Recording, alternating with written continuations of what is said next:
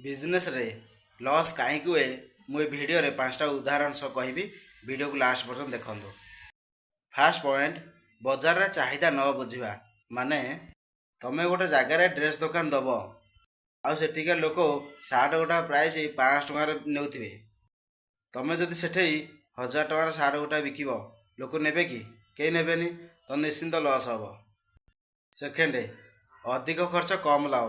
माने गोटे मासरे 10,000 इनकम होला किंतु तुमर खर्च होला 12,000, तो तुम निहाती 2,000 टका मूलरू गला, तो तुमर लॉस हब। 3 रे स्टॉक मैनेजमेंट खराब करवा।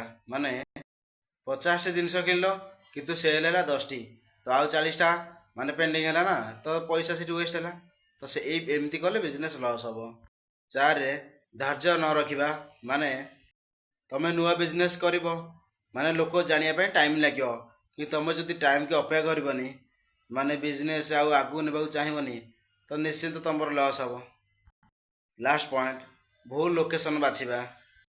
माने तमे जो बिजनेस भाबिच जदि सेटा ठीक जगह न दब ता तुम बिजनेस चलीबनी, तो तुम निहात लॉस रे पड़िबो। एही भली वीडियो देखिया पई चैनल को सब्सक्राइब, लाइक, कमेंट, शेयर करंतु।